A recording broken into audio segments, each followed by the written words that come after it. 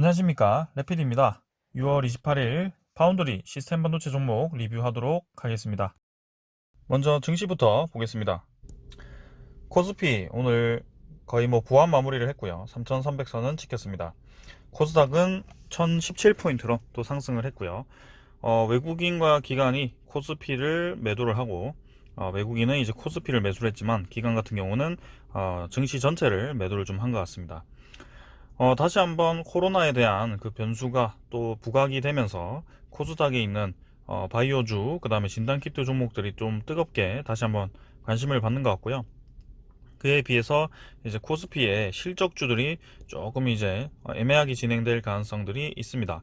그래서 델타 변이와 델타 플러스 변이가 지금 기존에 나왔던 변이들과는 좀 다르게 심각하게 좀 받아들여지고 있고요. 그 델타 플러스 변이는 특히 백신 회피가 가능하고, 그 다음에 거의 10초 정도인가요? 옆에 걷기만 해도 이제 걸린다고 하니까 굉장히 심각한 상황이라고 합니다. 그래서 중국에 있는 그 학자 말로는 사실인지 모르겠지만 지금 거의 3, 4일 정도면 이게 나타난다고 하거든요. 그래서 기존에 있던 그 잠복기가 또 더 짧아진 것으로 보이고, 전파력도 더 넓어졌고, 그 다음에 기존 백신을 이제 회피를 한다고 하니까 좀 심각한 상황이 될 수도 있을 것 같습니다. 그래서 그런 상황들에 대해서 좀 주의 깊게 살펴봐야 될 것 같고요. 지금 금리 인상이 이제 경기 회복을 통해서 물가가 상승함에 따라 이제 다시 한번 경기가 회복되면서 이제 좀 과열이 났었죠. 그러면서 이제 물가도 상승되고 금리 인상에 대해서 얘기가 좀 나왔었는데, 그런 모든 상황을 다시 돌릴 수 있는 그런 변이 바이러스가 등장을 했습니다. 그래서 조금 더 증시의 이 방향에 대해서 좀 조심스럽게 보아야 될 것 같고요. 개인적인 생각입니다만, 네, 바이오주나 진단키트주 투자를 다시 좀 들어가셔도 좋을 것 같습니다. 지금 상황에서는 이 흐름 자체가 좀 굉장히 애매하게 진행이 되고 있기 때문에 좀 분산을 하셔서 여러 개를 들고 계신 것도 좋을 것 같고요.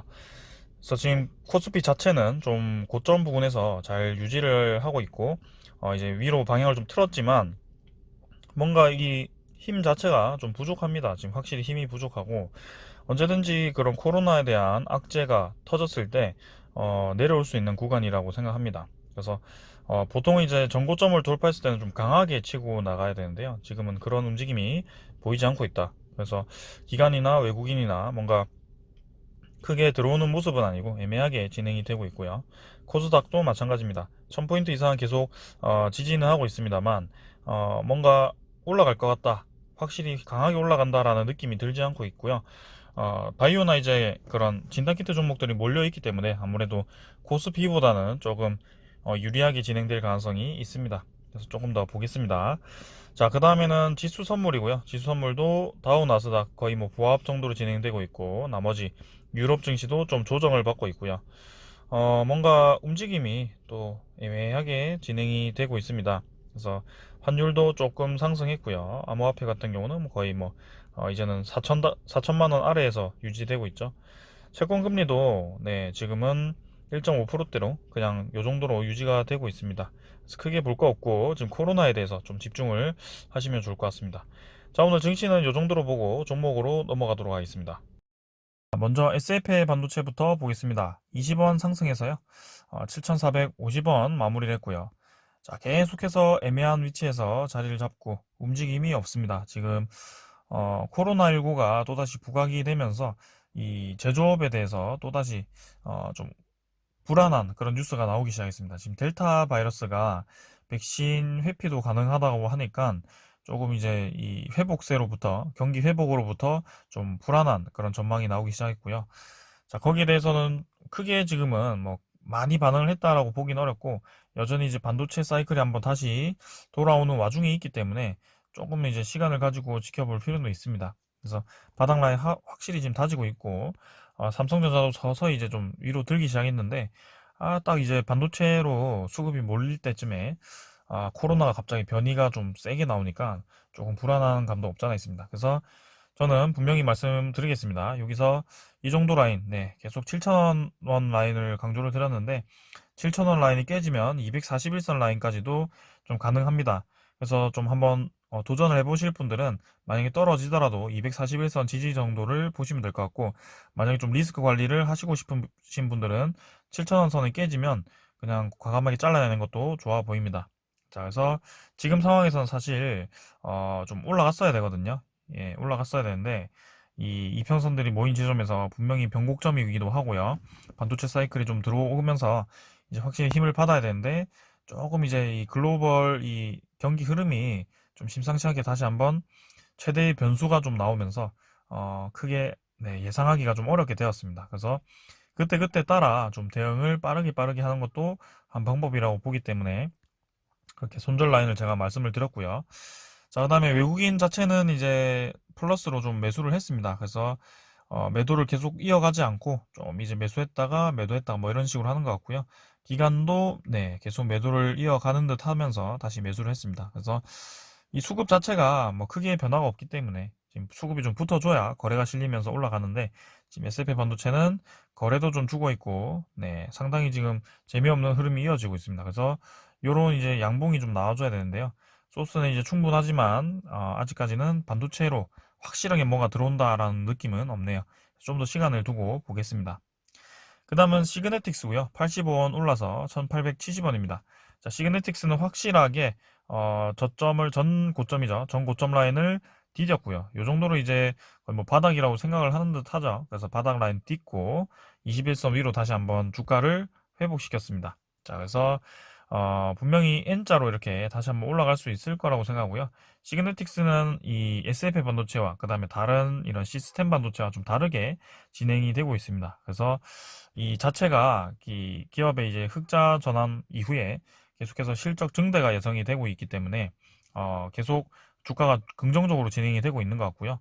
임원들도 계속 매수를 했기 때문에 저는 시그네틱스는 좀 중장기적으로 접근하셔도 좋을 것 같습니다. 그래서 지금 보시면 서서히 이제 올라가거든요. 일봉으로 이 패턴을 보기가 어려우시면 주봉으로 보시면 됩니다. 자, 주봉이나 월봉으로 보시면 되고요. 지금 이 주봉의 저점 라인이 이 정도인데요. 그게 이제 한참 밑에 있죠. 그래서 이미 레벨업을 한번 한 상태에서 이제 반등이 나왔다는 거죠. 이게 굉장히 중요한 거고요. 2,000원 선 잠깐 넘었다가 떨어지긴 했습니다만 이제는 다시 한번 올라가면 2,000원 선을 확실히 넘을 가능성이 있습니다.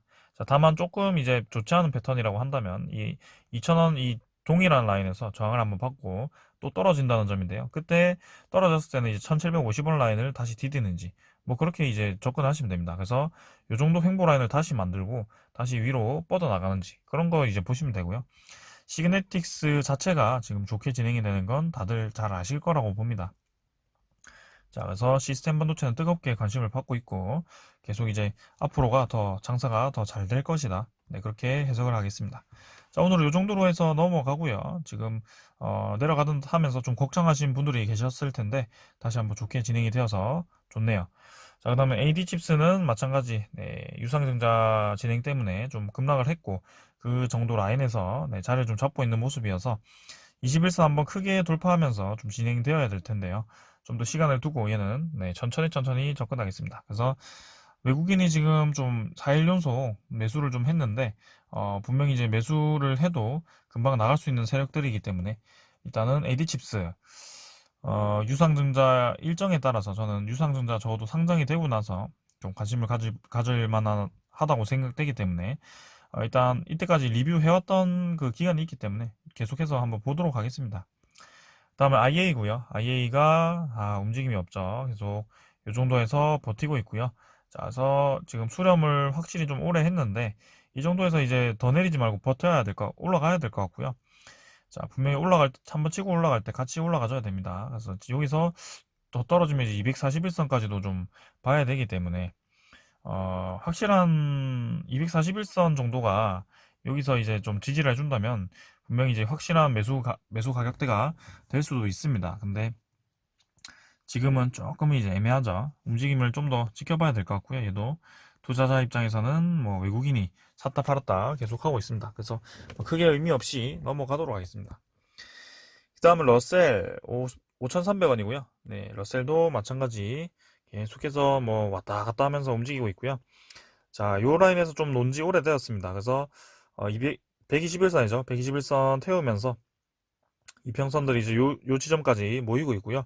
모이는 지점에서는 분명히 네, 한번 슈팅이 나와야 됩니다. 아래로 나오든 위로 나오든 나와야 되기 때문에 자, 거래량이 이제 줄은 상태에서 분명히 변곡점에 위치를 하고 있다. 그래서 러셀은 지금까지 이런 바닥 라인 4,500원 라인을 좀 잘 다지면서 올라왔고 이 121선 라인이 위로 올라왔을 때 그 지점을 어느 정도 네, 요 정도죠. 요 정도 라인을 이제 디디면서 올라왔기 때문에 저는 이제는 좀 치고 나가지 않겠나. 5,000원 정도겠네요. 네. 그래서 한번 위로 뻗어 나가보지 않겠나라는 생각을 하고 계속 지켜보도록 하겠습니다.